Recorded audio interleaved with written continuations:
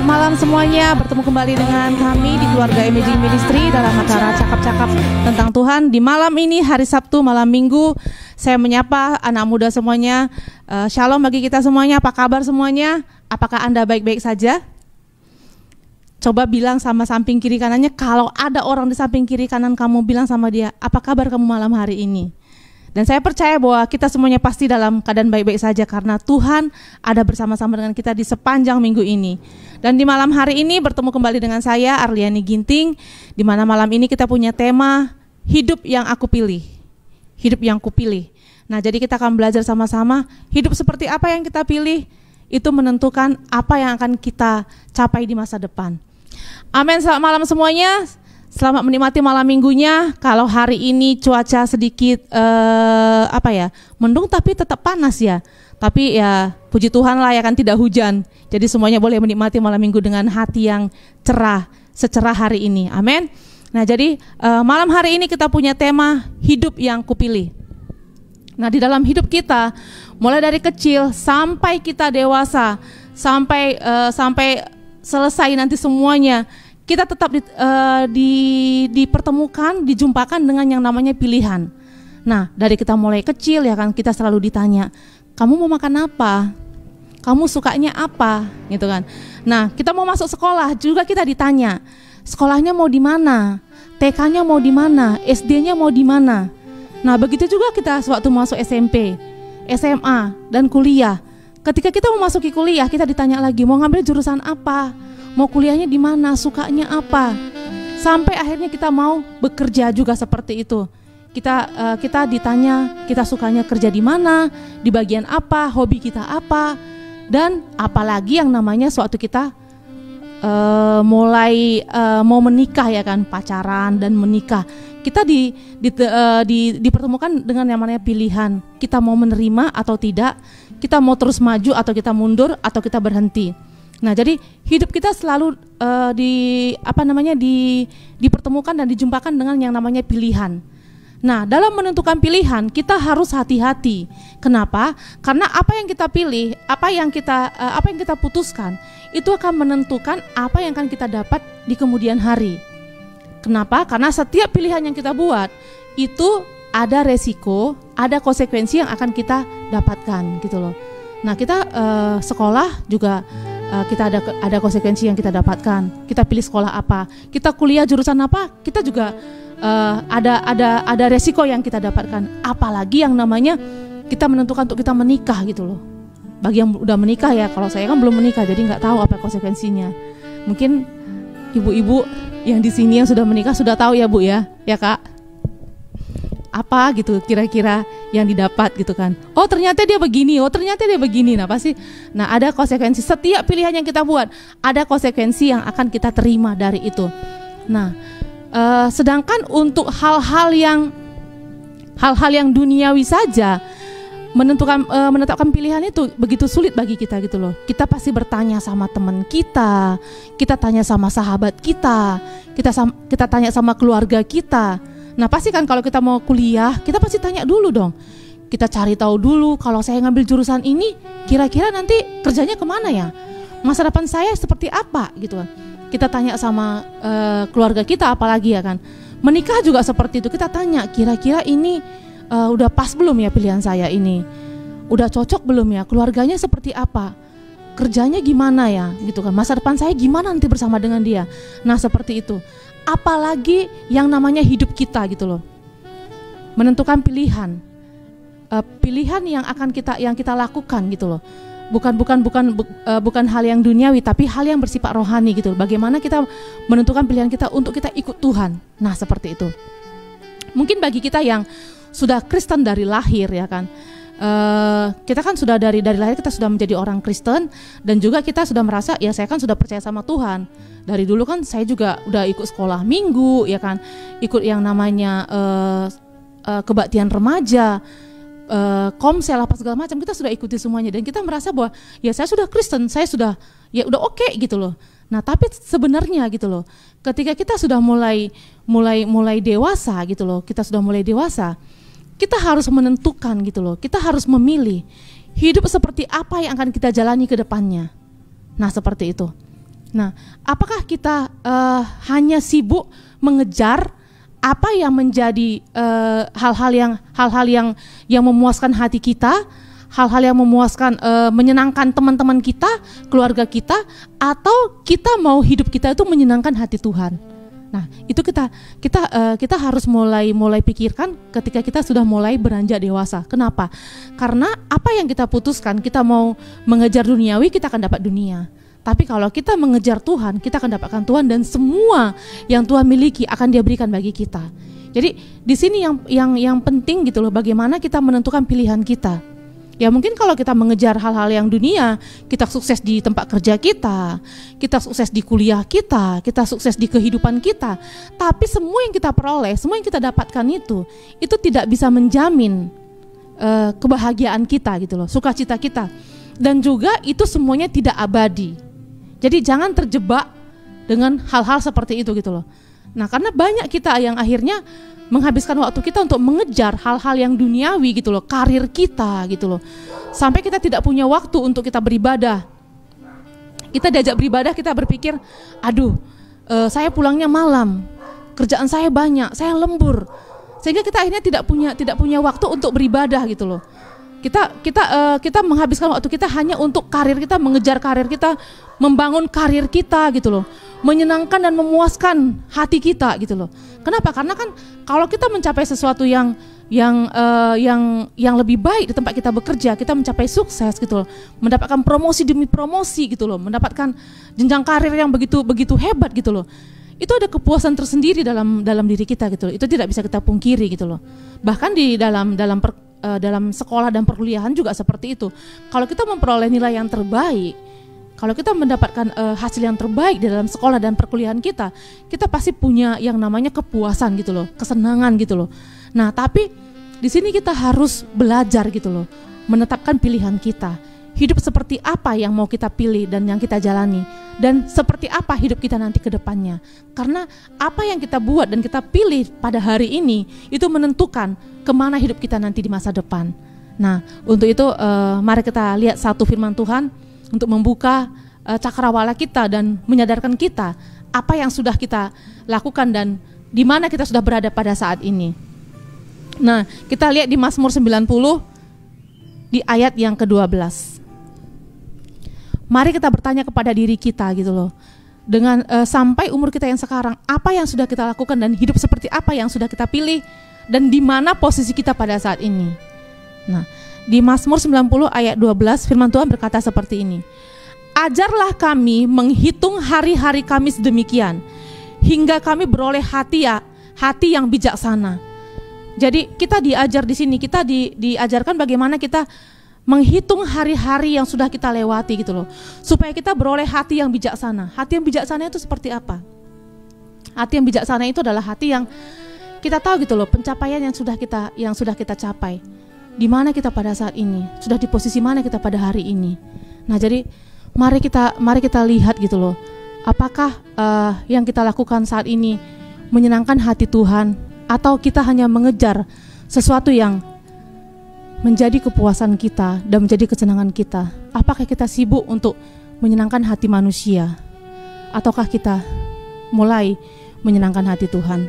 Mari kita mulai berpikir.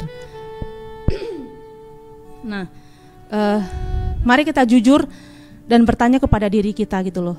Apa yang sudah kita kerjakan? Apa yang sudah kita lakukan sampai hari ini? Amin. Amin, anak muda semuanya. Anak muda semuanya, mana suaranya? Amin. Nah, mari kita lihat satu lagi firman Tuhan di Yohanes 14 ayat yang ke-21.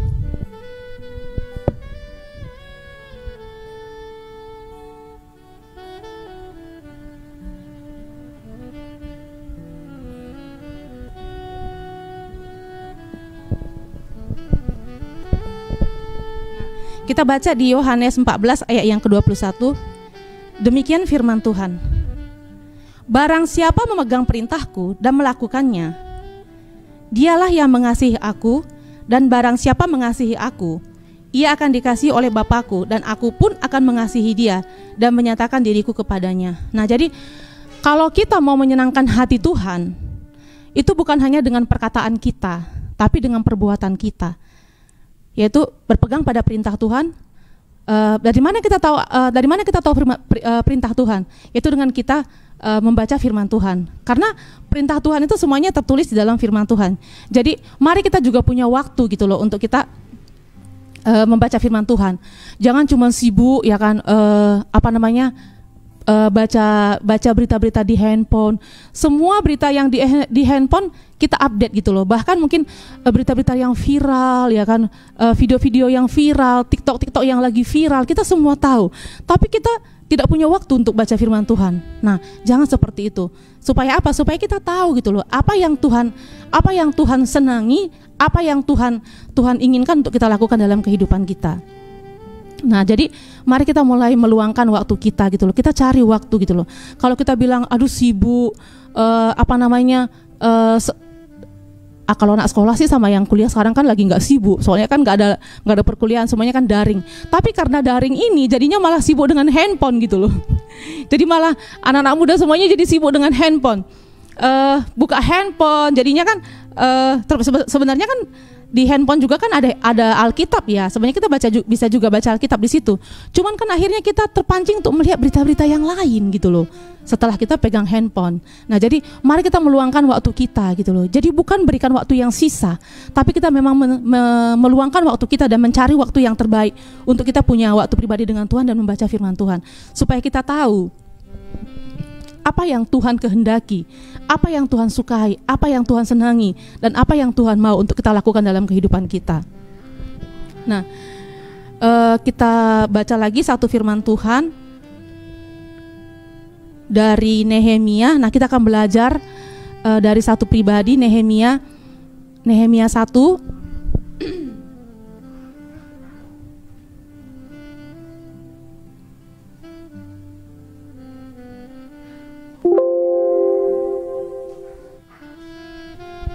Kita baca dari Nehemia. Nah, jadi saya belajar satu hal dari Nehemia ini karena awal-awal saya bertobat, pertama sekali saya bertobat, saya sebenarnya waktu itu dengar khotbah tentang Nehemia.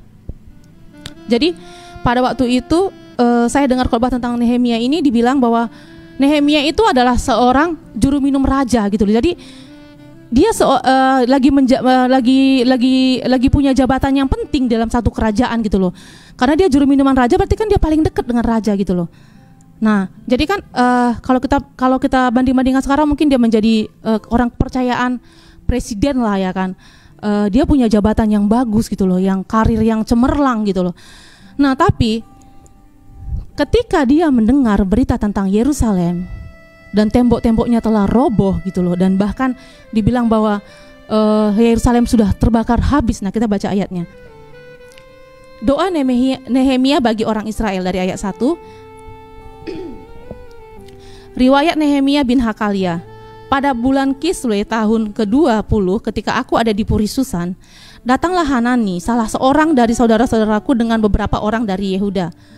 Aku menanyakan mereka tentang orang-orang Yahudi yang terluput, yang terhindar dari penawanan, dan tentang Yerusalem.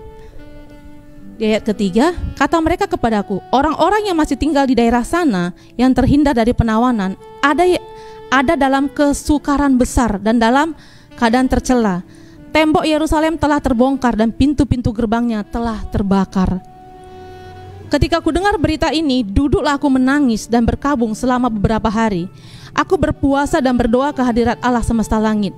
Kataku, ya Tuhan Allah semesta langit, Allah yang maha besar dan dahsyat, yang berpegang pada perjanjian dan kasih setianya terhadap orang yang kasih kepadanya dan tetap mengikuti perintah-perintahnya. Ayat yang ke-6, berilah telingamu dan bukalah matamu, dan dengarkanlah doa hambamu yang sekarang kupanjatkan ke hadiratmu siang dan malam bagi orang Israel hamba-hambamu itu, dan seterusnya.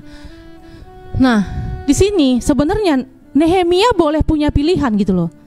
Nah, seperti saya bilang tadi, kita dalam hidup kita selalu diperhadapkan dengan yang namanya pilihan. Nehemia sebenarnya boleh memilih gitu loh.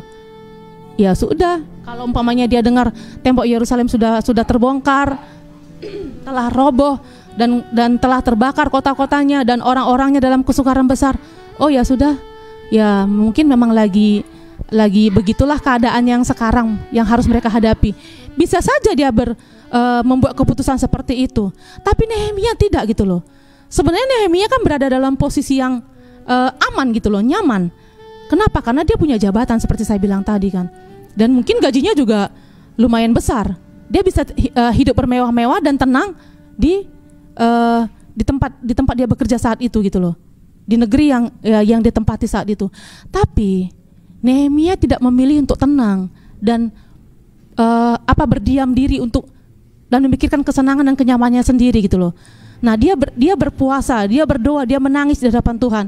Dan dia berdoa untuk Yerusalem gitu loh, dan untuk orang-orang yang sedang mengalami kesusahan di Yerusalem. Nah, coba kita pikirkan gitu loh. Tentang hidup kita gitu loh. Apakah kita juga peduli gitu loh dengan apa yang sedang terjadi di sekeliling kita gitu loh. Karena kan jiwa-jiwa itu adalah kesenangan, kesukaan Tuhan gitu loh. Jiwa-jiwa itu adalah itulah yang menjadi yang ada dalam hatinya Tuhan gitu loh. Ketika kita memperhatikan orang-orang lemah, itulah yang menjadi kesukaan Tuhan gitu loh. Tuhan disenangkan dengan apa yang kita lakukan ketika kita peduli dengan orang-orang yang ada di sekitar kita. Nah, jadi Nehemia bukan hanya berdoa, bukan hanya berpuasa, bukan hanya prihatin dengan apa yang dialami oleh dengan kondisi dan keadaan Yerusalem dan orang-orang yang tinggal di sana. Tapi akhirnya Nehemia kembali gitu loh. Kembali ke Yerusalem. Dan dia membangun tembok Yerusalem, memulihkan keadaan Yerusalem gitu loh. Dia meninggalkan pekerjaannya untuk sementara dan pergi ke Yerusalem, membangun tembok Yerusalem. Nah, jadi mari kita gitu loh, jadi pribadi, jadi orang-orang yang bukan hanya sibuk dengan pekerjaan kita, bukan hanya sibuk dengan karir kita, bukan hanya sibuk dengan pencapaian-pencapaian dan prestasi-prestasi kita gitu loh. Tapi mari kita mulai memikirkan dan memilih gitu loh kehidupan yang menyenangkan hati Tuhan gitu loh. Nah, apa kira-kira yang menyenangkan hati Tuhan? Kita semua punya panggilan masing-masing yang spesial bagi diri kita, bagi hidup kita. Nah, untuk mengetahui panggilan kita masing-masing, kita bertanya kepada Tuhan, Tuhan mau apa untuk kita kerjakan, untuk kita lakukan, dimanapun kita berada saat ini gitu loh. Apapun profesi kita, apapun keadaan kita, mau kita mahasiswa, mau kita pelajar, mau kita sebagai seorang anak, sebagai seorang pekerja gitu loh. Pasti ada yang mau Tuhan untuk kita lakukan di tempat di mana kita berada saat ini. Tuhan punya rencana bagi setiap kita dimanapun kita berada pada saat ini. Jadi tidak ada yang kebetulan, tidak ada yang kita tidak berada pada satu posisi, pada satu tempat secara kebetulan. Tapi semuanya pasti ada tujuannya, ada rencananya. Jadi mari kita temukan apa yang menjadi panggilan kita dan apa yang menjadi rencana Tuhan dalam hidup kita dimanapun kita berada pada saat ini. Amin, anak muda semuanya. Jadi jangan berdiam diri. Mari kita temukan panggilan kita dan kita mulai melihat apa yang Tuhan mau untuk kita kerjakan melalui hidup kita. Dan Tuhan mau pakai kita untuk apa. Nah, seperti Nehemia, dia membangun tembok Yerusalem. Dia kembali ke Yerusalem. Nah, mari kita lihat lagi apa yang dilakukan oleh Paulus. Kita lihat di Filipi 3 ayat 7-8. Sebelumnya saya mau cerita bahwa Paulus ini adalah orang yang punya pendidikan yang tinggi. Dia orang yang pintar gitu loh. Nah, dan sebelum dia menjadi murid Tuhan Yesus, sebelum dia menjadi pengikut Tuhan Yesus gitu loh. Nah, dia menjadi kepercayaan dari para ahli Taurat untuk menganiaya dan membunuh orang-orang yang mengikuti jalan Tuhan. Dan bahkan dia diberi kuasa untuk menganiaya dan membunuh, memenjarakan orang-orang yang mengikuti jalan Tuhan. Tapi ketika dia bertemu dengan Tuhan gitu loh, Tuhan memulihkan hidupnya dan Tuhan pakai dia menjadi pribadi yang luar biasa. Sampai dia bilang bahwa apa yang dulu dianggapnya berharga, apa yang dulu dianggapnya paling mulia, setelah dia bertemu dengan Tuhan, dia melepaskan semuanya itu, dia meninggalkan semuanya itu. Nah, kita lihat di Filipi 3 ayat 7-8.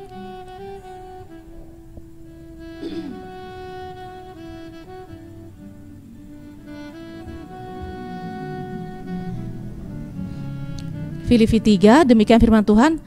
Tetapi apa yang dahulu merupakan keuntungan bagiku, sekarang kuanggap rugi karena Kristus. Malahan segala sesuatu kuanggap rugi, karena pengenalan akan Kristus Yesus Tuhanku lebih mulia daripada semuanya. Oleh karena dialah aku telah melepaskan semuanya itu dan menganggapnya sampah, supaya aku memperoleh Kristus dan di dalam Dia, bukan dengan kebenaranku sendiri karena mentaati hukum Taurat, melainkan dengan kebenaran karena kepercayaan kepada Kristus, yaitu kebenaran yang Allah anugerahkan berdasarkan kepercayaan. Yang ku kehendaki ialah mengenal Dia dan kuasa kebangkitannya dan persekutuan dalam penderitaannya, di mana aku menjadi serupa dengan Dia dalam kematiannya, supaya aku akhirnya beroleh kebangkitan dari antara orang mati. Jadi semua pencapaian, semua karir, semua kesuksesan yang selama ini diperoleh oleh Paulus, dia katakan apa? Aku menganggap itu semuanya sampah. Kenapa? Karena pengenalan akan Kristus itu lebih mulia, lebih berharga dari semua yang aku miliki selama ini. Itu yang Paulus katakan. Nah, bagaimana dengan kita? Hidup seperti apa yang kita pilih? Hidup seperti apa yang mau kita pilih dan yang mau kita jalani? Mari kita melihat apa yang sudah Yesus lakukan buat kita gitu loh. Yesus mengasihi kita ketika kita masih berdosa. Yesus sudah terlebih dahulu mencintai kita. Saat kita masih berdosa pun Yesus sudah mengasihi kita dan Dia mau mati buat kita gitu loh. Dia menyerahkan hidupnya, Dia menyerahkan nyawanya, Dia menyerahkan semua yang Dia miliki untuk kita. Nah, kalau kasih dari dunia ini yang kita kenal gitu loh, kita berbuat baik, orang akan baik sama kita. Kita mengasihi, orang akan mengasihi kita. Kita respect sama orang akan respect sama kita. Tapi Yesus tidak seperti itu. Kasih yang Yesus miliki tidak seperti itu. Kasih yang Yesus berikan kepada kita adalah ketika kita masih berdosa, ketika kita masih jahat, ketika kita masih dalam kelemahan kita, Yesus sudah mengasihi kita. Dan Yesus tetap mengasihi kita dan Dia tetap mencintai kita dan memberikan harta yang terbaik, yang paling berharga yang Dia miliki, yaitu hidupnya bagi kita semuanya. Jadi anak-anak muda semuanya, mari tentukan pilihanmu. Hidup seperti apa yang mau kamu pilih? Dan apa yang mau kamu lakukan? Kemana kamu mau memberikan hidupmu? Apakah kamu mau memberikan hidupmu untuk pencapaian yang ada di dunia ini? Kamu mengejar segala sesuatu yang ada di dunia ini? Atau kamu mau memberikan hidupmu sepenuhnya bagi Tuhan dan mengikuti jalan Tuhan? Dan melakukan segala sesuatu yang Tuhan senangi, yang Tuhan sukai, menyenangkan hati Tuhan, menjadi saksi bagi kerajaannya, dan menjadi saksi bagi namanya, dan memuliakan namanya. Dan biar melalui hidup kita semuanya, nama Tuhan semakin dimuliakan. Dan orang melihat bahwa hidup kita menjadi kesaksian bagi orang-orang yang ada di sekitar kita. Jadi anak-anak muda semuanya, mari tentukan pilihanmu. Kemana kamu mau membuat pilihanmu pada hari ini? Jangan berpikir, nanti ajalah. Aku kan masih kuliah. Aku kan masih mau ngejar karir dulu, masih sibuk. Nanti baru sungguh-sungguh dengan Tuhan. Jangan gitu loh. Mari kita mulai sungguh-sungguh dengan Tuhan. Dari masa muda kita melayani Tuhan. Supaya apa? Supaya hidup kita berkenan dan menyenangkan hati Tuhan. Amin anak muda semuanya. Amin. Jadi hidup yang kupilih adalah hidup yang membuat aku berharga. Hidup kita semuanya berharga. Amin. Jadi tidak ada satupun di antara kita yang tidak berharga. Pilihan kita menentukan masa depan kita. Dan siapa yang kita pilih untuk kita ikuti, untuk kita teladani, itu akan menentukan hidup kita menjadi berharga atau tidak. Amin. Uang atau semuanya pencapaian kita itu tidak menentukan kebahagiaan yang kita akan peroleh. Tapi ketika kita memilih untuk ikut Tuhan, maka Tuhan menjamin masa depan yang penuh harapan bagi kita semuanya. Dan kekekalan akan menjadi milik kita masing-masing. Amin anak muda semuanya. Amin. Selamat menikmati hari Sabtu malam Minggu. Dan sebelum kita akhiri acara ini, kita akan berdoa bersama-sama. Tuhan Yesus, terima kasih.